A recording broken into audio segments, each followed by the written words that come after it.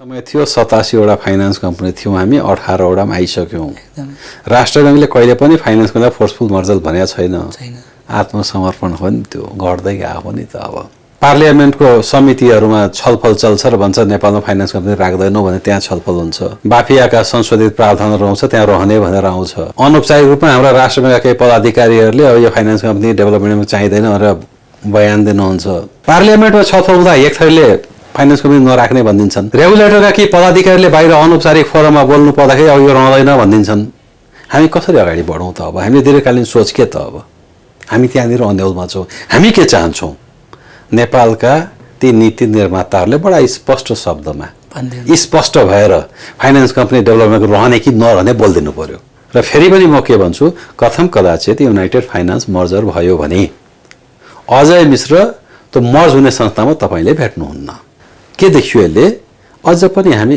स्पष्ट रूपमा हामी कति समस्यामा छौं नि थाहा भइराखेको छैन नेपालको इकोनोमीमा कोरोनाले इम्प्याक्ट कति गर्यो कसैलाई थाहा छैन जे बोल्दै छौं सुपरफिशियल बोल्दै छौं युनाइटेड फाइनान्सको जस्तो प्रमोटर शेयरको स्ट्रेंथ कुनै पनि संस्थामा छैन नेपालका कहलिएका सबै उद्योगी व्यवसायी युनाइटेड फाइनान्समा हुनुहुन्छ भारतमा 6000 वटा ब्रान्च भएको संसारको सबभन्दा ठूलो gold loan provider Muthoot finance यो फाइनान्स कम्पनीमा छ हामी कहाँको कर्जा नीतिहरु हेर्नुभयो भने हामी कहाँ क्रेडिट रिस्कका सिस्टमहरु हेर्नुभयो भने अधिकांश कमर्सियल बैंकको भन्दा बलियो पाउनुहुन्छ बलियो हो नि त 26 वर्ष पुरानो संस्था भइकन हायर पर्चेजमा अत्यधिक कर्जा प्रवाह गरिकन पनि खराब कर्जा एकदम न्यून भएको संस्था हो नि यो रिल्याक्सेसन दिने सरकारले हो बैंकले होइन म बडा स्पष्ट छु व्यवसायलाई मार परेको छ कोरोनाले गर्दा लकडाउनले गर्दा मार परेको छ भने त्यो रिल्याक्सेसन दिने काम नेपाल सरकारको बैंकको होइन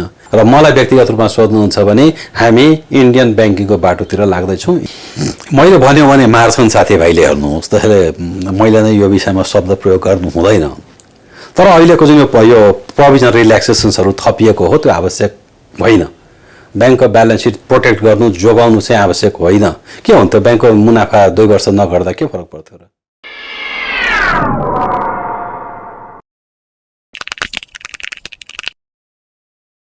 नमस्कार सिंहदरबारमा यहाँहरुलाई स्वागत छ आज हामीसँग युनाइटेड फाइनान्स कम्पनीका प्रमुख कार्यकारी अधिकृत अजय मिश्र हुनुहुन्छ नेपालमा यति धेरै प्रकारका बैंक तथा वित्तीय संस्था किन आवश्यक परे फाइनान्स कम्पनीहरु कसरी चलिरहेका छन् यिनीहरुको निकट भविष्य कस्तो रहनेछ यिनै विषयमा उहाँसँग कुराकानी गर्नेछौं सर स्वागत छ धन्यवाद प्रारम्भमै जोडे मैले नेपालमा यति धेरै प्रकारका बैंक तथा वित्तीय संस्थाहरू किन आवश्यक परे जस्तो क वर्ग ख वर्ग तपाईहरु ग वर्ग गरिब कहाँ ग्रामीण भेगमा काम गर्छौं भन्ने अर्को घ वर्ग अब बजारमा भन्नलाई फाइनान्स कम्पनी भन्दै सहकारी यति धेरै छन् त्यो बीचमा फाइनान्स कम्पनीहरू किन चाहिदा रहेछन् यिनले के गर्दा रहेछन् बीचमा बसेर हिजोको दिनमा जतिबेला हामीले यो एबीसीडी क्याटेगोराइजेसन गरेर लाइसेन्सिङ गर्यौं बडा स्पष्ट उद्देश्य थियो ए क्लासको कमर्सियल बैंकले मूलाधारको बैंकिङ सेवा प्रवाह गर्ने बडा स्पष्ट दायरा बी क्लासले इन्फ्रास्ट्रक्चर डेभलपमेन्ट प्रोजेक्टहरुलाई लङ टर्म फन्डिङ गर्ने सी क्लासले कन्ज्युमर फाइनान्सिङको क्षेत्रमा काम गर्ने र डी ले गरिबी निवारणलाई प्रत्यक्ष रूपमा टेवा पुर्याउने गरी माइक्रो लेन्डिङका कामहरु गर्ने गरी संस्था हामीले लाइसेन्सिङ गर्यौं त्यही हिसाबमा पुँजीका अवधारणाहरु पनि बने कालान्तरमा के हुँदै गयो हामी हाम्रो त्यो नीतिगत व्यवस्थाबाट विचलित हुँदै गयौं के भयो अहिले ए क्लासको कमर्सियल बैंक जसको चुक्ता पुँजी 20 अरब रुपैयाँ पनि छ तिनले आजको दिनमा 1 लाखको लोन गरेर बसे 25000 को मोबाइललाई फाइनान्सिङ गरेर बसे 50000 को साइकललाई फाइनान्सिङ गरेर बसे र सी क्लासको फाइनान्स कम्पनीले कन्सोर्टियम फाइनान्सिङ गर्न थाले प्रोजेक्ट फाइनान्सिङ गर्न थाले 25 करोड 30 करोड 40 करोडको लोनहरु प्रवाह गर्न थाले डेभलपमेन्ट बैंकहरु कहाँको इन्फ्रास्ट्रक्चर प्रोजेक्ट बिर्सनुहोस् कन्ज्युमर लेन्डिङकै वरिपरि सेरेफेरमा रमाउन थाले देखि जुन उद्देश्य थियो सुरुमा कालान्तरमा आउँदै गर्दाखेरि ती सबै उद्देश्यहरु सबै भत्किए मिसिए अहिले आएर के हो एउटै प्लेग्राउन्डमा एकै प्रकारको कर्जा एकै प्रकारको निक्षेपमा एबिसी भनाउँदा तीनवटै संस्थाहरू हामी लडाइँ गरिराखेका छौँ। यसमा त जस्तो राष्ट्र ब्याङ्कले छोडिदिएर यस्तो भयो या तपाईँहरू जस्तो प्लेयरहरूको लबिङले हामीलाई यो पनि चाहियो, कमर्सियलले पनि माग्दै जाने, तपाईँहरूको क्षेत्राधिकारको काम तपाईँहरूले पनि कमर्सियलले गर्ने काम गर्दै पाऊँ भन्दै जाने, यसले भूमिका खेल्यो कि राष्ट्र ब्याङ्कले अब गरी खाऊ भनेर छोडिदियो? नै, यसलाई मैले फरक ढङ्गले हेर्छु। मैले त हामीले माग्यौँ भन्दा पनि नि रेगुलेटरीले छोड्दै गयो भन्छु। जस्तै सानो इक्जाम्पल जोड्छु मैले। गएको मोनिटरी पोलिसीमा राष्ट्र ब्याङ्कले के भन्यो, 1 लाखका कमर्सियल ब्याङ्कहरूले 1 करोडभन्दा सानो साइजको कर्जा टोटल लोन पोर्टफोलियोको 15% पुर्याउनु पर्छ भन्यो। त्यो भने त त्यो ठुला कमर्सियल ब्याङ्क बनाउँदालाई कहाँ जा भने हो त? त्यो रिटेल फाइनेन्सिङमा जा भने हो नि, त्यो कन्ज्युमर फाइनेन्सिङमा जा भने हो नि। त्यो भनेपछि त खुल्ला त त्यहाँबाट भएको अवस्था हो नि त, होइन र? भनेपछि कस्तो भइदियो अहिले भन्नुहुन्छ भने यो सबैले समस्या कहाँ पर्यो, जब एउटै सानो लोनमा फाइनेन्स कम्पनी र कमर्सियल ब्याङ्क भिड्न थाल्यौँ, अभियसली के हुन्छ, कस्ट अफ फन्ड कमर्सियल ब्याङ्कको कम हुन्छ, बेस रेट कमर्सियल ब्याङ्कको कम हुन्छ, उसको एउटा साइज अफ अपरेसनै ठुलो हुन्छ। त्योसँग मलाई कम्पिट गर्न गाह्रो हुने भयो नि त। अब हेरौँ भने के देख्नुहुन्छ, फाइनेन्स कम्पनीको ग्रोथ 5-6% पनि भेट्नुहुन्न बडा मुस्किलले, कमर्सियल ब्याङ्क ग्रोथ एग्रिगेट ग्रोथै 20-22% भेट्नुहुन्छ। एकदमै जुनसुकै फाइनेन्स कम्पनी वा डेभलपमेन्टको सिओलाई सोध्नुहोस्, के भन्छ, हाम्रा सबै लोन कमर्सियल ब्याङ्कले तान्न थाले भन्छ। त्यो भने के त अब गाह्रो हुन थाल्यो नि त। अब फाइनेन्स कम्पनी र डेभलपमेन्ट ब्याङ्कलाई क्रमिक रूपमा अलिकति समस्या पर्छ, अलिकति गाह्रो हुन्छ व्यवसायलाई विस्तार गर्न। आत्मसमर्पण गर्ने कि अर्को कुनै बाटो अपनाएर सस्टेन हुन जाने? दुईटै चिज भेट्नुहुन्छ तपाईँले। एक समय थियो 87वटा फाइनेन्स कम्पनी थियौँ हामी, 18वटामा आइसक्यौँ। राष्ट्र ब्याङ्कले कहिले पनि फाइनेन्स कम्पनीलाई फोर्सफुल मर्जल भनेको छैन। आत्मसमर्पण हो नि, त्यो गर्दै गएको नि त। अब डेभलपमेन्ट ब्याङ्क त अझ 100 भन्दा बढी थिए रिजनल लेभल जोड्नुहुन्छ भने, हेर्नुहोस् त घटेर आएका, त्यहाँ पनि फोर्सफुल मर्जर भनेको छैन नि, त्यो त स्वेच्छाले घट्या हुन् नि त। फोर्सफुल मर्जरले कहाँ काम गरेको छ, कमर्सियल ब्याङ्कमा काम गरेन हो, त्यो चाहिँ घटेको छैन। फेरि विडम्बना हेर्नुहोस्, त्यो चाहिँ 30बाट अहिले आएर 27-26 भइराखेको छौँ, घटेन नि त। भनेपछि स्वेच्छाले नै मर्जर बढी भएको हो नि त। त्यो भनेको कारण के भन्दाखेरि, जब मैले व्यवसाय विस्तार गर्न सक्दिनँ, जब मैले सेयरहोल्डरलाई उचित प्रतिफल दिन सक्दिनँ, जब म देख्छु कि अब यहाँका काम गर्न गाह्रो भयो, हामीसँग विकल्प के त, मर्जरको त विकल्प छैन नि त। अनि हामी मिसिन थाल्छौँ, नम्बर घट्न थाल्छ। ब्याङ्किङ फाइनेन्स कम्पनी नेपालको प्रयोग हो। इन्डियामा आजको दिनसम्म ब्याङ्किङ फाइनेन्स कम्पनी छैन, सबै नन ब्याङ्किङ फाइनेन्स कम्पनी हुन्। भनेपछि यो ब्याङ्किङ फाइनेन्स कम्पनी राष्ट्र ब्याङ्कको बहुत राम्रो परिकल्पना थियो। नेपालका फाइनेन्स कम्पनी र विकास ब्याङ्कहरूले ब्याङ्किङ पहुँच बढाउन सहयोग गरेकै हुन्। त्यसलाई प्रोटेक्सन गर्ने दायित्व पनि त रेगुलेटरीको हो नि त। त्यो चाहिँ महसुस गर्न सकेनौँ हामीले। कुनै पनि नीतिगत रूपमा हामीलाई प्रोत्साहित गरिएको अवस्था छैन। जुन पोलिसी कमर्सियल ब्याङ्कको लागि आउँछ त्यही पोलिसी हामीलाई पनि लागू भइराखेको छ नि त। भनेपछि हिजोका दिनमा हाम्रा गरेका कन्ट्रिब्युसनहरू, हिजोको दिनमा कुनै पनि कमर्सियल ब्याङ्क सहरभन्दा बाहिर गएको थिएन, राष्ट्र ब्याङ्कले बाध्य गरेर 2 वर्ष अगाडि पुर्याएको न हो। हामी त डे 1 देखि विकास ब्याङ्क र फाइनेन्स कम्पनी त डे 1 देखि सानो सानो ठाउँमा हुर्क्यायो। एउटा वयस्क र बालकलाई कुस्ती खेलाए जस्तो त्यही भयो। भनेपछि हामीले त हिजोको दिनमा ब्याङ्किङ पहुँच पुर्याउँदा हामीले सबभन्दा बढी योगदान गरेका छौँ।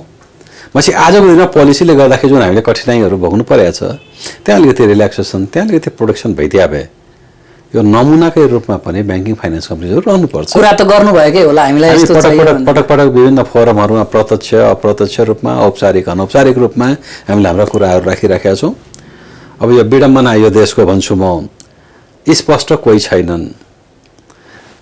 पार्लियामेन्टको समितिहरूमा छलफल चल्छ र भन्छ नेपालमा फाइनेन्स कम्पनी राख्दैनौँ भने त्यहाँ छलफल हुन्छ। बाफियाका संशोधित प्रावधानहरू आउँछ, त्यहाँ रहने भनेर आउँछ। अनौपचारिक रूपमा हाम्रा राष्ट्र ब्याङ्कका केही पदाधिकारीहरूले अब यो फाइनेन्स कम्पनी डेभलपमेन्टमा चाहिँदैन भनेर बयान दिनुहुन्छ। अफिसियली केही पनि आउँदैन। भनेपछि हामी एउटा डिलेमामा बाँचिराखेका छौँ। राष्ट्र ब्याङ्कको दीर्घकालीन सोच के हो कसैलाई थाहा छैन। नेपाल सरकारको दीर्घकालीन सोच हो कसैलाई थाहा छैन। ती पार्लियामेन्टमा बस्नुभएका मान्यवरहरूलाई यो फाइनेन्स कम्पनी भने के हो थाहा छैन। मिडिया बडा बलियो सशक्त मिडिया भन्छौँ हामी, मिडियामा बस्नुभए अग्रजहरूलाई यो फाइनान्स कम्पनी भने के हो र सहकारी भने के हो थाहा छैन। नयाँ घटना उदाहरण लिनुहोस्, गुडविल सहकारीमा समस्या पर्यो, देशका प्रतिष्ठित मिडियाले गुडविल फाइनान्सको लोगो र साइनबोर्ड राखेर समाचार प्रसारण गर्नुभयो। पछि के उहाँहरूलाई पनि यो फाइनान्स कम्पनी र सहकारी एउटै हो भन्ने पर्या रहेछ नि त। के आशा गर्नुहुन्छ? जस्तो यो खालको हामी कहाँ जाने, अहिले यसलाई कसरी मोनिटरिङ गर्ने, कसरी यसको वृद्धि विकास गर्ने, प्रवर्धन गर्ने भन्ने विषयमा स्पष्ट नभइरहँदा यो अभ्यासले हामीलाई गलत बाटोमा गलत ठाउँमा पुर्याउने सम्भावना पनि रहला। त्यसो भने गलत ठाउँमा म भन्दिनँ, यसले समस्या कहाँ पार्छ भन्नुहुन्छ भने नि दीर्घकालीन रूपमा म कसरी अगाडि बढ्नेमा अन्यलता छायो नि त। भोलि सरकारको पोलिसी दीर्घकालीन रूपमा ल 20 वर्ष नेपालमा फाइनान्स कम्पनीहरू रहन्छ या सधैँभरि नेपालमा फाइनान्स कम्पनी रहन्छ भन्ने भयो भने म त्यही हिसाबमा अगाडि बढ्छु नि त। पार्लियामेन्टमा छलफल हुँदा एक थरीले फाइनान्स कम्पनी नराख्ने भनिदिन्छन्, रेगुलेटरका कि पदाधिकारीले बाहिर अनौपचारिक फोरममा बोल्नु पर्दाखेरि अब यो रहँदैन भनिदिन्छन्।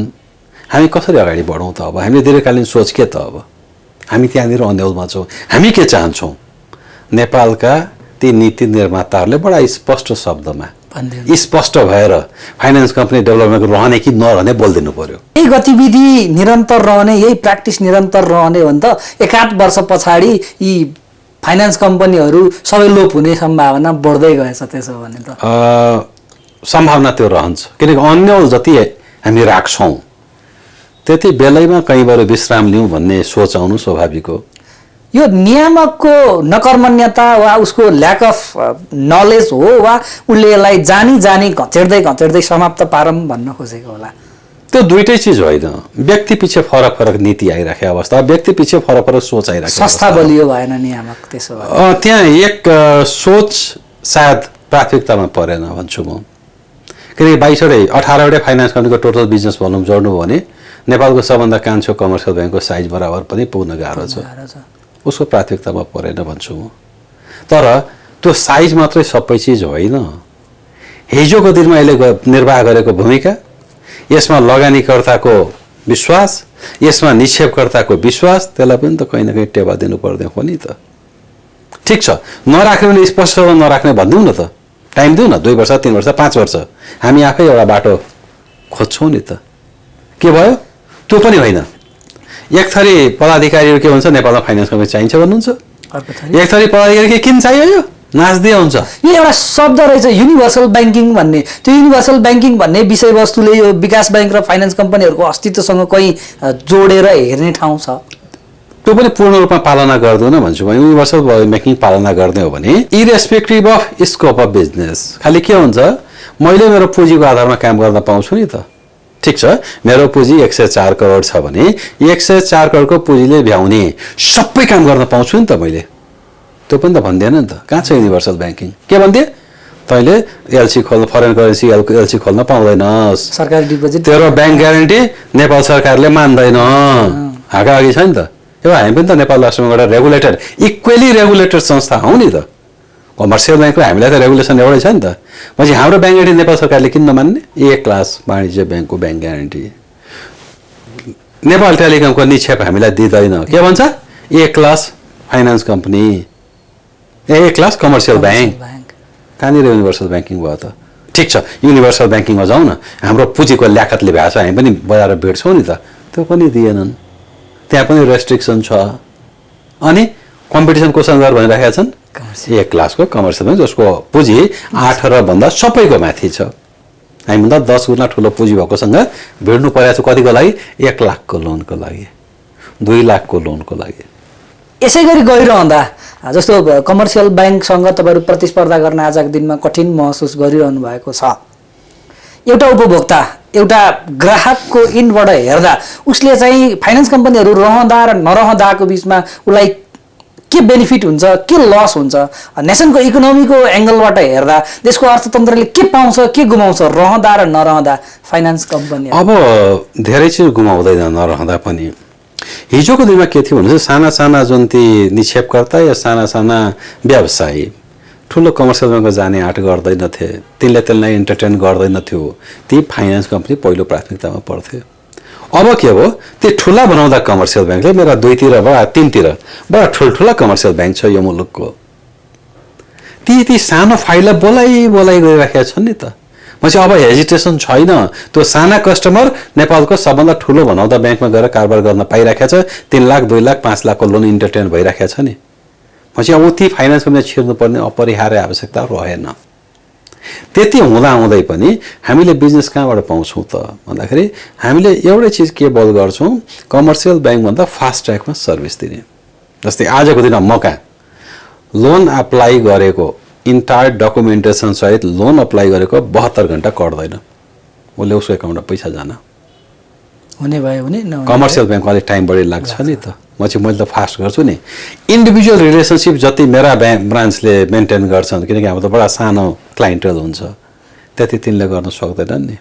तिमीहरूको लागि जति प्राथमिकता हुन्छन् त्यति तिनको प्राथमिकतामा हुँदैन नि। त्यसले गर्दाखेरि हामीले ग्राहक पाइराखेको अवस्था हो। तर त्यो पाउने क्रम घट्न थाल्यो। हिजोको दिन हाम्रो ग्रोथ 15%, 20%, 25% हुन्थ्यो भने अब नेपालको फाइनान्स कम्पनीहरूको इन्टिग्रेटेड कन्सोलिडेटेड ग्रोथ 5% को हाराहारीमा छ।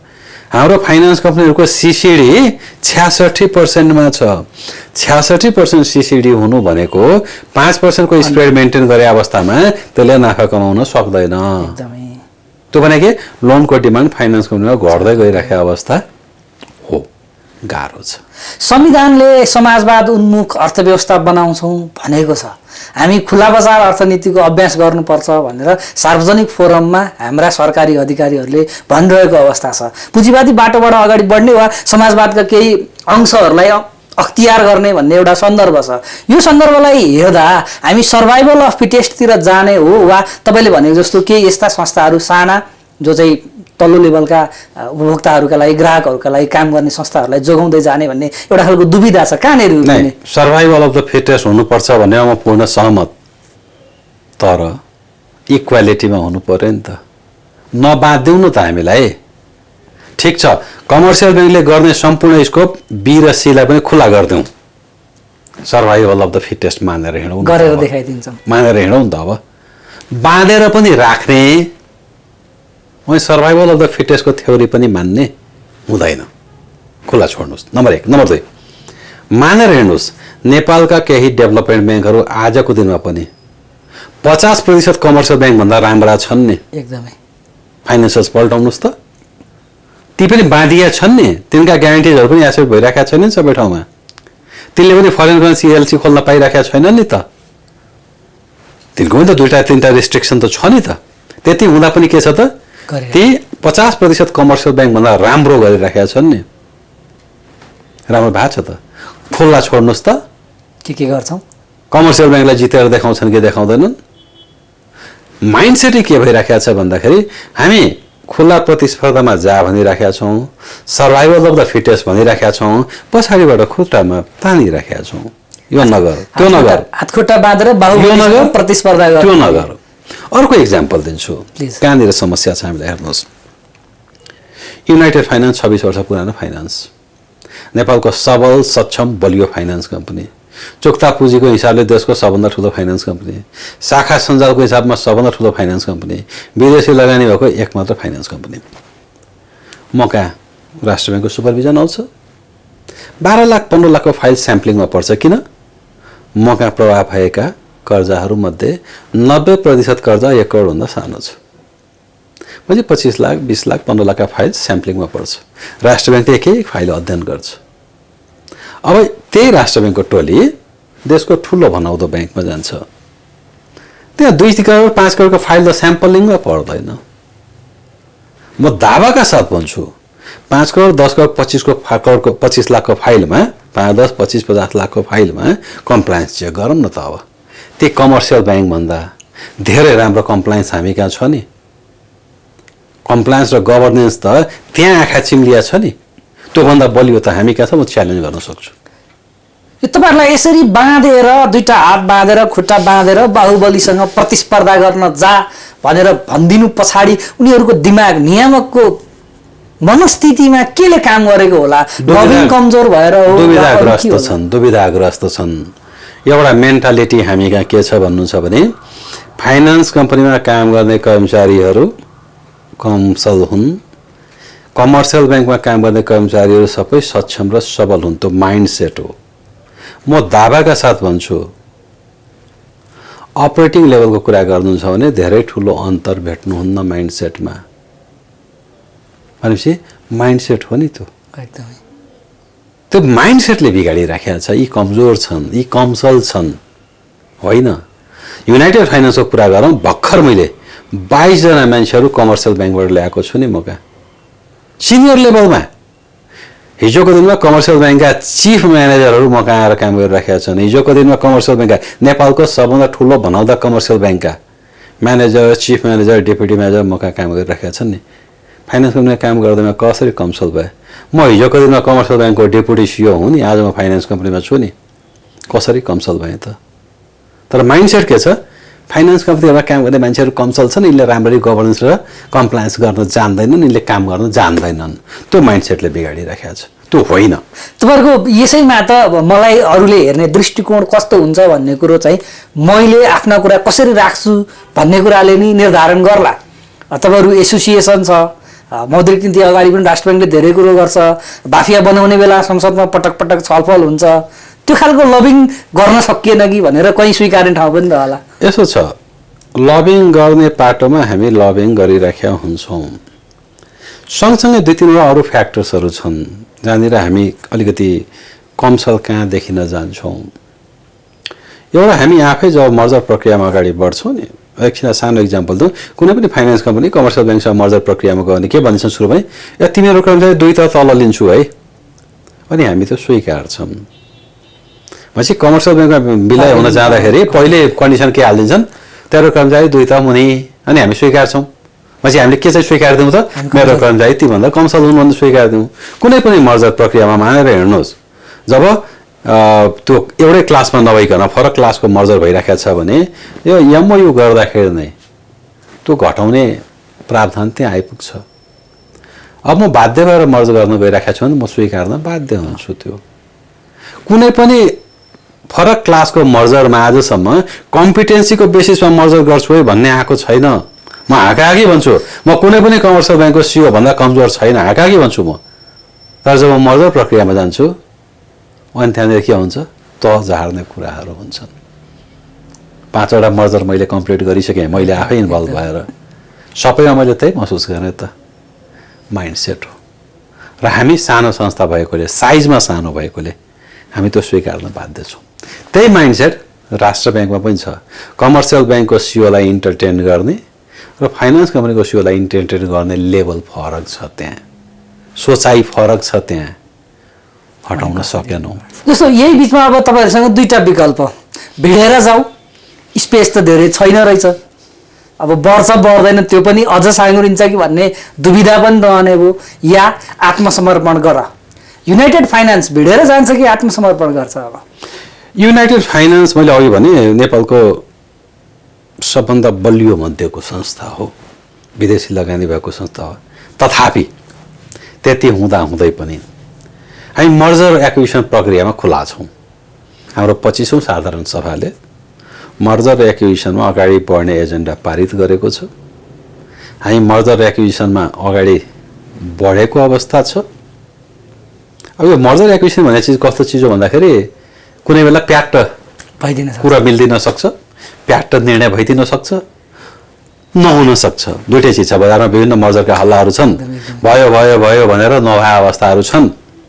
हामी पनि मर्जर प्रक्रियामा अगाडि बढेका छौँ र सबै चिज सकारात्मक रह्यो भने सायद हामी मर्जर एक्विजिसन प्रोसेसमा अगाडि बढ्छौँ। जस्तो तपाईँहरूको त मर्जर कोसँग गर्ने भन्दा ओपन सेक्रेट जस्तै छ के अरे? यो विषयमा मैले केही बोल्न उपयुक्त नहोला। त्यसो भने भनिदिनुहोस्, तपाईँले अघि इन्फेरियोरिटीको कुरा गर्दै हुनुहुन्थ्यो, त्यो मर्जर प्रक्रियामा तपाईँ व्यवस्थापनको मूल नेतृत्व युनाइटेड फाइनेन्सको, अघि भनेको जस्तो कम्प्रोमाइज गर्नुहुन्छ कि गर्नुहुन्न? मेरो ट्र्याक रेकर्ड हेर्नुभयो भने 5 वटा मर्जर प्रक्रियामा सहभागी भएर निस्केका मान्छे हुँ। म कुनै पनि अर्गनाइजेसनमा हुन त एक ठाउँमा म दोस्रो दर्जामा गएँ। मैले सिद्धार्थ विकास ब्याङ्क जति बेला जनता ब्याङ्कमा मर्ज गरेँ, म डेपुटी सिओको हैसियतमा गएको हुँ। त्यो जानुको पछाडि विविध कारणहरू थिए। स्वभावतः म प्रमुख कार्यकारी अधिकृतको भन्दा मुनिको लेभलमा बसेर जागिर खाने मान्छे होइन। त्यो एउटा विविध परिवेश थियो जहाँ म डेपुटी सिओ भएर जान म बाध्य भएँ 1 वर्षको लागि, तर म त्यहाँ झन्डै 2 वर्ष बस्नु पर्यो म निस्किनुभन्दा पहिला। त मेरो मर्जरभन्दा अगाडि के कन्डिसन थियो म नबस्ने भन्ने।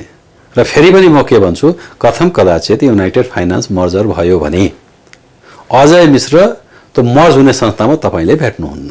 तपाईँको अन्डरमा बसेर काम गर्ने कर्मचारीहरूमाथि पनि त न्याय हुनु पर्ला त्यो सन्दर्भमा। त्यो न्याय हुन्छ। मैले अहिलेसम्म गरेका मर्जरका इतिहास हेर्नुहोस्, कमसेकम कर्मचारीहरू पीडित भएका छैनन्। म स्वयं मेरो स्वभावले र मेरो स्वइच्छाले म चाहिँ त्यसपछिका संस्थामा दोस्रो दर्जामा काम गर्न इच्छुक नहुने भएकोले म प्राय मर्जर प्रक्रियामा डे वानमै मेरो कन्डिसन चाहिँ के हुन्छ भन्दाखेरि त्यसपछि चाहिँ मेरो निरन्तरता नरहने गरी नै अगाडि बढेको हुन्छु।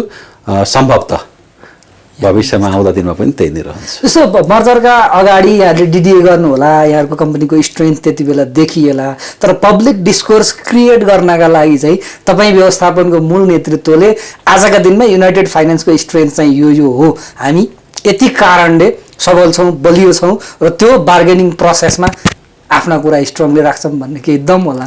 होइन, बडा स्पष्ट छ। हेर्नुहोस् न, नेपालको इन्टायर ब्याङ्किङ इन्डस्ट्रीमा, इन्टायर नट सी एबिसीमा युनाइटेड फाइनान्सको जस्तो प्रमोटर सेयरको स्ट्रेन्थ कुनै पनि संस्थामा छैन। नेपालका कहलिएका सबै उद्योगी व्यवसायी युनाइटेड फाइनान्समा हुनुहुन्छ। भारतमा 6000वटा ब्रान्च भएको संसारको सबभन्दा ठुलो gold loan provider Muthoot finance यो फाइनान्स कम्पनीमा छ। स्ट्रेन्थ हो नि। फाइनान्स कम्पनी भइकन पनि कमर्सियल ब्याङ्क सरहकै पोलिसीबाट चलेको संस्था हो यो। हामी कहाँको कर्जा नीतिहरू हेर्नुभयो भने, हामी कहाँ क्रेडिट रिस्कका सिस्टमहरू हेर्नुभयो भने अधिकांश कमर्सियल ब्याङ्कको भन्दा बलियो पाउनुहुन्छ। बलियो हो नि त। 26 वर्ष पुरानो संस्था भइकन हायर पर्चेजमा अत्यधिक कर्जा प्रवाह गरिकन पनि खराब कर्जा एकदम न्यून भएको संस्था हो नि यो। 156 रुपियाँ बुक नेटवर्थ आजको दिनमा पनि भएको संस्था हो नि यो त। यो असाध्यै बलियो छ। मुथुट फाइनान्सको स्ट्रेन्थ रेमिटान्स पनि हो नि त। भनेपछि भोलि यो संस्था जहाँ जान्छ त्यसको नेटवर्क बेनिफिट भनेको त एउटा त इन्डो नेपाल रेमिटान्स पनि हो नि त। मुथुट फाइनान्सबाट औसत रूपमा 1 महिनामा 4 लाख ट्रान्ज्याक्सनहरू नेपाल आउँछन्। त्यो बेनिफिट पनि छ नि त। आज युनाइटेड फाइनान्सले त्यो बेनिफिट लिन सकेका छैन। किन? जम्मा 28वटा शाखा कार्यालयहरू छन्। देशभरि हामी छैनौँ। मुथुटबाट भित्रिने रेमिटान्स अधिकांश सुदूरपश्चिममा आउँछ। बल्ल एउटा धनगढी ब्रान्च खोलेको छु र एउटा सुर्खेत थियो भनेपछि भोलि यो संस्था जहाँ जान्छ त्यहाँ त्यो बेनिफिट पनि छ नि त। भनेपछि युनाइटेड फाइनान्स लिने संस्थालाई बेनिफिट पर्याप्त छ। हेर्नुहोस्, यतिको सबल संस्था, यति राम्रो प्रमोटर, यति राम्रो अपरेसनल स्ट्रेन्थ हुँदा हुँदै पनि मर्जर सोच्न बाध्य भयो। कारण दुईटा छ। हेर्नुहोस्, अब व्यवसाय ग्रोथ गर्न फाइनान्स कम्पनीहरूलाई गाह्रो भयो। म कहाँ देखिराखेको छु, म यो चालु आर्थिक वर्षको कुरा गर्छु। चालु आर्थिक वर्षको यो 11 कति महिनामा 9 महिना भइसकेका छैन। म 8.5 महिनामा, चालु आर्थिक वर्ष 8.5 महिनामा युनाइटेड फाइनान्सले 2 अर्ब 68 करोड रुपियाँ नयाँ कर्जा प्रवाह गर्यो। अघिल्लो आषाढ वसान्तभन्दा मेरो कर्जा जम्मा 10 करोड रुपियाँ बढ्यो। भनेपछि 2 अर्ब 58 करोड कहाँ गयो त मेरो? त्यसमा झन्डै 58 करोड रुपियाँ रेगुलर रिपेमेन्ट हो। बाँकी 2 अरब मेरो कहाँ गयो त? गजब लाग्ला। त्यो 2 अरब 8.5 महिनामा म कहाँबाट कमर्सियल ब्याङ्कमा स्वाप भयो। 60 करोड चाहिँ त मेरो यी वरिपरिका यी ब्याङ्कहरूमा गए।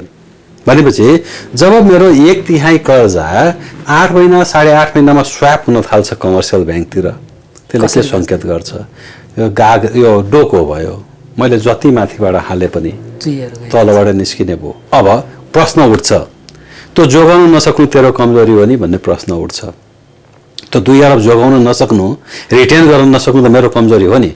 हो, त्यो मेरो कमजोरी हो। किन कमजोरी हो? मेरो बेस रेट डबल डिजिटमा छ, मेरो कस्ट अफ फन्ड बढी छ। तिनले 8% 8.5%मा अफर गर्न थाले। मेरो बेस रेटभन्दा 2% तल कमर्सियल ब्याङ्कको अफर आयो, गयो। नम्बर 1। नम्बर 2, जुन ऋणीलाई म 50 लाख पत्याउँछु, त्यो ऋणीलाई कमर्सियल ब्याङ्कले 2 करोड लोन दिन्छ, त्यो म काम बस्दैन। किन? म इन्टायरली कोलाटरल बेस्ड लेन्डिङ गर्छु। फाइनान्स कम्पनीले इन्टायरली कोलाटरल बेस्ड लेन्डिङ गर्छ। Commercial bank balance seat funding गर्छ, रिसिभेबल्स, पेएबल्स, स्टक्स, नेट ट्रेडिङ एसेटको बेसिसमा फन्डिङ गर्छ। पछि त्यही धितो राखेर मैले 2 करोड लोन पाउँछु भने फाइनान्स गर्ने किन बस्छु त? मलाई दुईवटा समस्या भयो नि, एउटा मेरो बेस रेट, अर्को मैले दिन सक्ने लोनको सेलिङ। मैले के देखेँ, यो म आएको यहाँ 2 वर्ष हुन लाग्यो, मैले 2 वर्षमा म आएको 2 वर्षमा म आउँदा 5 अरब 73 करोड आउटस्ट्यान्डिङ लोन थियो। म आएपछि झन्डै 6 अरब नयाँ कर्जा प्रवाह गरेँ, लोन आज पनि 6 अरब छ। हेर्नुहोस् न, पछि ग्रोथ कहाँ छ त? छैन नि त। मरेर काम गर्दा मैले सबै कमर्सियल ब्याङ्कका साथीहरू ल्याएँ, नयाँ टिम बनाएँ, जोस जागरले भेटेँ, गरेँ, जति लोन थियो त्यति नै कर्जा 2 वर्षमा प्रवाह गरेँ आउँ, बसेन नि त। के देखियो? डोको भयो। यो त डोकोमा पानी भरिराखेको छु मैले। जब धेरै चुइन थालेपछि मसँग विकल्प के, या त एज इट इज बस्ने, एज इट इज बसे पनि 10-12% सेयर होल्डरलाई रिटर्न दिन गाह्रो छैन, कि त्यो 6 अरब मात्रै मेन्टेन गरेर हिँड्यो भने पनि 10-12% म रिटर्न दिन सक्छु। तर भोलिका दिनमा यो 6 अरब पनि रिटर्न गर्न सक्ने अवस्था हुँदैन, किनकि कमर्सियल ब्याङ्कको जुन त्यो टार्गेट छ 15% पोर्टफोलियो 1 करोडभन्दा सानोको 78 मसान्तसम्म, त्यो त झन् तान्छन् नि म कहाँबाट त। अब मै कहाँबाट सबभन्दा बढी किन तान्छ? त्यो कमर्सियल ब्याङ्कभन्दा राम्रो पोलिसीले दिएको कर्जा हो, त्यो तिनलाई सुइटेबल छ। सायद अरू फाइनेन्स कम्पनीको त्यो रेसियो घटेको छैन, सबभन्दा बढी घट्ने मै कहाँ हो? किन? कम्प्याटिबल छ नि त, कम्प्याटिबल छ नि, तिनलाई गाह्रो छ। कहिलेकाहीँ राम्रो संस्था, सुशासनमा चलेको संस्था हुनु पनि अभिशाप हुँदो रहेछ, मैले महसुस गरेँ। भनेपछि तपाईँहरूलाई राष्ट्र ब्याङ्कले यस्तो गरिदियो कि यो देश जान लाग्यो जाऊ पनि नभन्ने, तर बस्ने अवस्था पनि दिएन, जबरजस्ती जाऊ त भनेन उसले, तर पोलिसीहरूले के गरिदियो भन्दाखेरि हामी जस्तो संस्थालाई काम गर्न कठिन अवस्थाको सिर्जना चाहिँ भएको हो। नियर फ्युचरमा तरलताको अवस्था कस्तो रहला, के देख्नुहुन्छ? बजारमा त हल्लै संजोगले यो आर्थिक वर्षमा समस्या नभइहाल्ला दुईटा कारणले। एउटा, नेपाल राष्ट्र ब्याङ्कबाट निस्केको रिफाइनान्सले त्यति अप्ठ्यारो हुँदैन। अर्को, यो चैतसँग टार्यौँ नि हामीले, अब विकास निर्माणका पैसाहरू निकासा हुन थाल्छन्। हेर्नुहोस् है, काम होस् कि नहोस् निकासा हुन्छ। वैशाखदेखि त्यो पैसा बजारमा आउँछ। यो आर्थिक वर्ष टर्यो। नर्मली के हुन्थ्यो ट्रेन्ड हेर्नुहोस्, पुष मसान्तपछि हामीले लिक्विडिटी टाइट हुँदै जान्थ्यो। यसपालि राष्ट्र ब्याङ्कको रिफाइनेन्सको पैसा पनि धेरै निकालिदियो बाहिर। वैशाखपछि जेठपछि त जहिले पनि लिक्विडिटी इजै हुने हो नि, किनकि विकास निर्माणका पैसाहरू बाहिर आउँथ्यो नि त। त्यसकारण यसपालि लिक्विडिटी टाइट हुँदैन। तर आगामी वर्ष म कठिन देख्छु, आगामी वर्ष कठिन देख्छु। 2-3वटा कारणहरू छन्। रिफाइनेन्सको पैसा यसपालि निस्क्यो, पहिला 6 महिना, त्यसपछि 1 वर्ष, त्यसपछि यो वर्ष गर्दाखेरि बिस्तारै हामीले पोलिसी लम्ब्याउँदै गयौँ। साउनपछि त्यो निस्किने सम्भावना त बडा कम हुन्छ। रिफाइनेन्सको पैसा आउने, बजारमा आउने पैसा त कम हुन्छ। 1, 2, यो असार मसानसम्मलाई पोलिसी रिल्याक्सेसन्सहरू छन्। बेसिकली लोनलाई रिस्ट्रक्चरिङ गर्दा 5% मात्रै प्रोभिजन गरेर पुग्ने अवस्था छ। पछि मानेर हेर्नुहोस्, असार मसान्तपछि जुन ब्याङ्कहरूले ब्यालेन्स सिट छाप्छन् नि, त्यहाँ मुनाफा धेरै बढिया भेट्नुहुन्छ यो रिल्याक्सेसनले। धेरै वास्तविक मुनाफा त्यो होइन नि, किन त्यो त पोलिसी रिल्याक्सेसन, प्रोभिजन रिल्याक्सेसनले आएको हो नि। अर्को वर्ष त्यो रिल्याक्सेसन नदिने बित्तिकै के हुन्छ, ब्यालेन्स सिटमा हिट हुन्छ, अनि एकैचोटि ह्युज लोन लस प्रोभिजन गर्नुपर्ने अवस्था आउँछ। किनकि त्यो समय थप्दैमा, त्यसलाई लम्ब्याउँदैमा रिपेमेन्ट क्यापेसिटी बढ्दैन। त्यो समय लम्ब्याउँदैमा त्यो होटल व्यवसाय नचलेसम्म त्यसले कहाँबाट पैसा तिर्ने, त्यो यातायातले हिजोको दिनको बाँकीको 12 किस्ता 15 किस्ता पैसा कहाँबाट ल्याएर तिर्ने। मैले उदाहरण दिँदैछु। पछि हिजोको जुन लस गरेका छौँ, त्यो लस त अहिले फुलफिल हुनेवाला छैन। पछि प्रोभिजन इम्प्याक्ट त्यसले एट्र्याक्ट गर्छ, नम्बर 1। नम्बर 2, हामीले घुमाइ फिराइ 2 वर्षको रिल्याक्सेसन दियौँ, 1.5 वर्षभन्दा बढीको रिल्याक्सेसन दियौँ। हुन्छ के फाइनेन्सिङमा बडा रमाइलो यहाँ फेनोमेनन छ। कोलेट्रल कभरेज भन्दा धेरै बढी फाइनेन्सिङ भइसक्यो अब त, त्यो क्यापिटलाइजेसनले गर्दाखेरि त। भोलि रिकभरी गर्नु पर्यो भने कहाँबाट रिकभरी गर्ने त? धन्न फाइनेन्स कम्पनी त अझ सेफ छ भन्छु, किन हामी कोल्याट्रल बेस्ड लेन्डिङमा छौँ। त ब्यालेन्स सिट बेस्ड फन्डिङमा जहाँ कोल्याट्रल र टोकन मात्रै हुन्छ ठुलो कर्पोरेट लोनहरूमा, त्यसको रिपेमेन्ट क्यापेसिटी ह्याम्पर हुने बित्तिकै भोलिको रिकभरी के हुन्छ अब? त्यति बेला ब्याङ्कको ब्यालेन्स सिटमा के इम्प्याक्ट पर्छ? तपाईँले ठिक ठाउँमा ल्याएर भयो। जस्तो यो जुन रिल्याक्सेसन दियो त्यसलाई हामीले जसरी अप्लाई गरिरहेका छौँ र आजका दिनमा बिएफआइजहरू जसरी दौडिरहेछन् लोन डिस्पर्स गर्नका लागि, यसले केही समय पछाडि हाम्रो यो तपाईँहरूको भाषामा एभरग्रिनिङ भन्छ के अरे, यो ब्यालेन्स सिट चाहिँ पुक्क फुल्लिने भित्रभित्रै। मैले भन्यो भने मार्छन् साथीभाइले, हेर्नुहोस्, त्यसैले मैले नै यो विषयमा शब्द प्रयोग गर्नु हुँदैन। तर अहिलेको जुन यो प्रोभिजन रिल्याक्सेसन्सहरू थपिएको हो त्यो आवश्यक होइन। ब्याङ्कको ब्यालेन्स सिट प्रोटेक्ट गर्नु जोगाउनु चाहिँ आवश्यक होइन। के हुन्थ्यो, ब्याङ्कको मुनाफा 2 वर्ष नगर्दा के फरक पर्थ्यो र? एसेट क्वालिटी त बलियो हुन्थ्यो नि। हामी के गर्दैछौँ, एसेट क्वालिटीलाई कम्प्रोमाइज गरेर अहिले मुनाफा बढाइराखेका छौँ। भोलि रिकभरी नभए अवस्थामा त एसेट क्वालिटी एकैचोटि जान्छ नि। पछि हामी स्टेज 1 को क्यान्सरलाई स्टेज 3 मा लाँदैछौँ एकैचोटि। हामी स्टेज 1 मै अपरेसन गर्दा के हुन्छ, प्रत्येक ब्याङ्कको मुनाफामा 20-25% घट्थ्यो नि त। ठिक छ, यसपालि डिभिडेन्ड नबाँडौँला, यसपालि सरकारले कर नतिरौँला, अब के हुने भयो? यो लिङ्गरिङ गर्दा गर्दा तेस्रो स्टेजमा पुर्याउँदा फेरि त डिजास्टर हुन्छ। र मलाई व्यक्तिगत रूपमा सोध्नुहुन्छ भने हामी इन्डियन ब्याङ्किङको बाटोतिर लाग्दैछौँ। इन्डियामा कोरोना अगाडि ग्रस एनपिएलै 10% थियो ब्याङ्किङ इन्डस्ट्रीको, कोरोना पछि 15% पुगे अवस्थामा छ।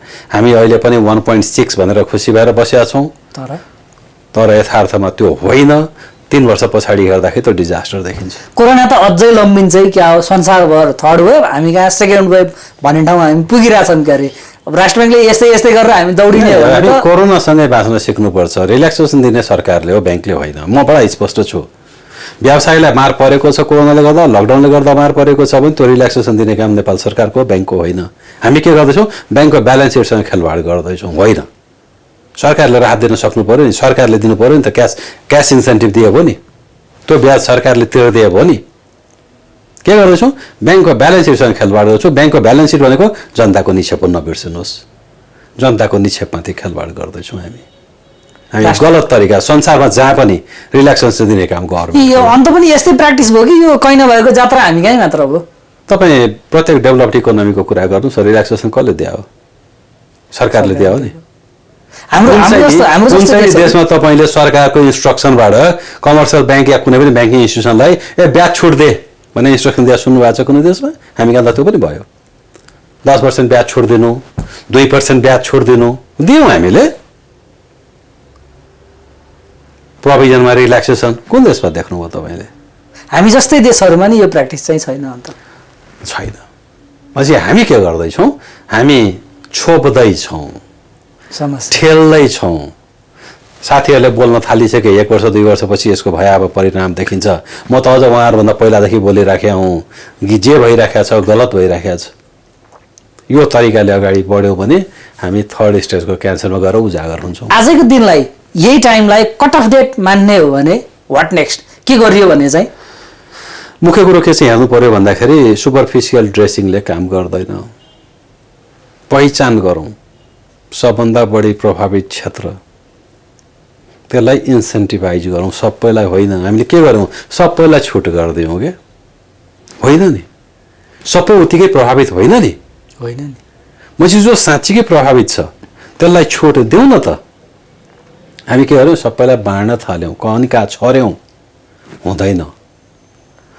ब्याङ्कको ब्यालेन्स सिटमा रिल्याक्सेसन दिनुपर्ने आवश्यकता छैन। के हुन्छ घाटा भएर? भोलि त रिकभर होला नि।